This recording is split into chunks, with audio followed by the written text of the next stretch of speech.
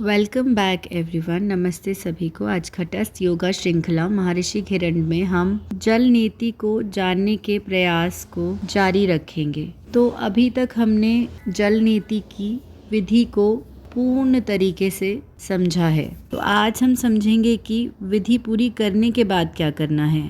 क्रिया पूर्ण होने के बाद नाक की नलियों को सुखा देना है और उसमें पड़े संपूर्ण जल को निष्कासित करना है। तो उसके लिए सीधे खड़े होना है और आगे को झुकना है 90 डिग्री पर, जिससे धड़ सीधा पृथ्वी के समानांतर हो जाए।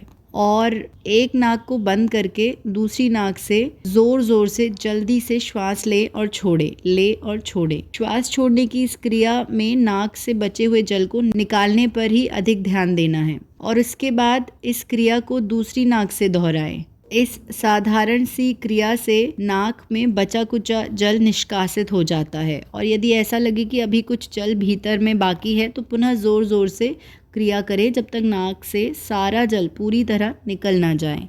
अब इस क्रिया को प्रतिदिन किया जा सकता है। इसके लिए सबसे उपयुक्त समय प्रातःकाल ही है और आवश्यक हो तो इसे अन्य समय में भी किया जा सकता है। नासिका संबंधी बीमारी होने पर इसे दिन में 1 से अधिक बार भी किया जा सकता है। और कुछ सावधानियां, जैसे नाक से खून आने की पुरानी बीमारी हो तो उन्हें किसी सुयोग्य और जानकार व्यक्ति के निर्देशन में ही नेति क्रिया को करना चाहिए। और नाक में जल डालते समय इस बात का ध्यान भी रखना है कि जल अधिक गर्म ना हो।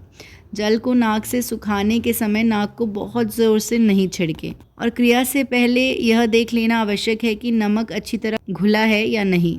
और यदि एक नाक से पानी डालकर दूसरी से बाहर निकालने में कठिनाई हो रही है तो इसका अर्थ है कि नासिका की विशेष बनावट के कारण रुकावट है। ऐसी स्थिति में सुयोग्य और जानकार व्यक्ति से आवश्यक सलाह लेनी चाहिए। और यदि पहले नाक से पानी डालने से थोड़ी बहुत जलन होती है तो इसके लिए चिंता नहीं करनी चाहिए। धीरे धीरे आदत पड़ जाने पर जलन बंद हो जाती है और इसके लाभ हैं, जैसे गुनगुना पानी नासिका छिद्रों से होकर जाता है तब इसका पहला प्रभाव पड़ता है साइनस ग्रंथियों पर। साइनस ग्रंथियां नाक के भीतर श्लेष्मा उत्पन्न करती हैं तथा नासिका के भीतर वायु को शरीर के अनुकूल बनाकर ही उसे फेफड़ों के भीतर जाने देती हैं।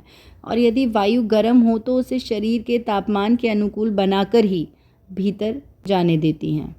यह एक प्रकार का छनित्र है और वायु इसके छिद्रों से होकर पार जाती है। जब कभी नाक भर जाती है तब हम श्वास नहीं ले पाते क्योंकि इस छनित्र के सभी छिद्र बंद हो जाते हैं। साथ ही साथ वायु जब इस छिद्र से होकर जाती है तब शरीर के तापमान के अनुसार उस बाहरी वायु का तापमान घटता या बढ़ता नहीं है।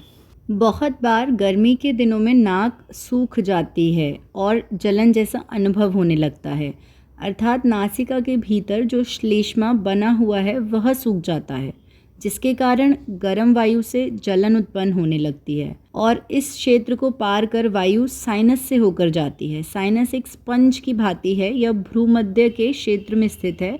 इस क्षेत्र में बहुत सी सूक्ष्म नाड़ियां हैं। इनमें से कुछ नाड़ियों का संबंध आँखों के साथ तथा कुछ का कानों के साथ रहता है और कुछ नाड़ियां मस्तिष्क के भीतर जाती हैं। ये नाड़ी समूह साइनस से जुड़े रहते हैं। यहाँ तक सुनने के लिए धन्यवाद। अब जल नीति के बारे में जानने के प्रयास को कल भी जारी रखेंगे।